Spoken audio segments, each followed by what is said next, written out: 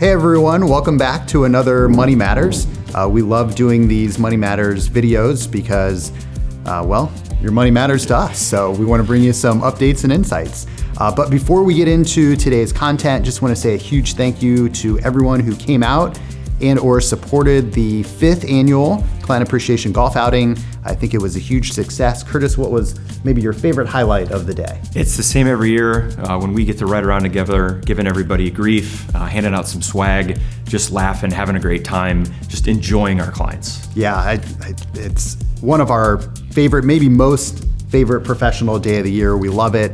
Love handing out the swag, right? I've got to say this year was special, right? We had a hole-in-one. Yeah. That was very unique. Have not had a hole-in-one in the golf outing before. And the gentleman didn't even have to buy drinks because they were already on the house. So come out next year and get your first hole-in-one at our outing. So hey, as we kind of move into the content of today, we want to talk a little bit about generosity as we come to the end of the year. We often see, the Salvation Army outside of grocery stores. We think of food banks or the city mission come Thanksgiving. So just a great topic as we conclude the year. So Curtis, kind of kick us off. Yeah, so estate planning is one of the most important components of anyone's financial plan. It's the end of life terms to make sure we carry out when you're no longer here. One piece of that would be tax advantage giving strategies, such as endowments, scholarships, maybe donor advised funds that can become very topical in news articles or on the internet or via podcast. But we've eclipsed a very important part after 7 years of business operations that we can do them in-house now.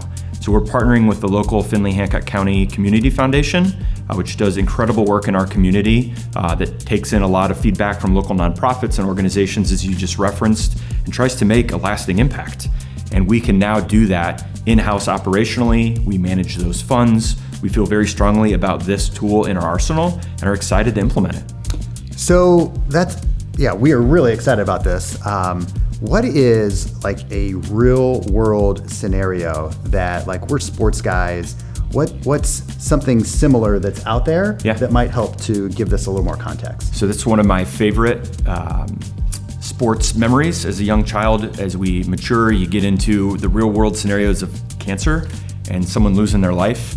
So a very famous coach that was a national champion for NC State, Jimmy Valvano, the Jimmy V Foundation, if you've ever heard of it before. If not, it's worth a Google. But Jimmy Valvano had a famous saying that every day we should be in deep thought, cry, and laugh to live a great life. And to think of doing that every day, it's a good challenge. I'm behind the 8 ball there. But he created the Jimmy V Foundation, which benefits folks that are struggling with cancer. And he's been long gone for many decades, but still making a very, very important impact for those struggling with cancer. So it's near and dear to my heart, as I've lost some family members to cancer, and Jimmy V's helping the cause. Yeah, and so not that the Jimmy V Foundation is part of our local community foundation, but hopefully as you see the advertisements for the Jimmy V Foundation, helps to give you a little bit of context. We certainly believe that there's a strong correlation between generosity and financial well-being. We see it all the time in planning that those that are generous with their funds usually have a better grasp on cash flows, expenses, income, budgeting, right? You're not just giving it all away and forgetting to buy toilet paper. So be generous. It will lead in one way, shape, or form, right, to better financial being. So, hey, we are very excited as we wrap up the year. Curtis, what are a couple points that we could make, right, as we're coming to the end of the year here? So believe it or not, 1/1 of 26 is pretty darn close as we're starting to wrap the books for 2025, making sure all your year-end tasks are complete, as there are some tasks that have a hard stop at 12/31 of 25. And then we'll kick off 1/1 until the tax filing deadline next year. So please, if you have questions, concerns about what we can do to help wrap up 25 or launch 26 in the best way possible, we'd love to see you zoom into your financial plan and take it to action. Our doors are open. See you soon.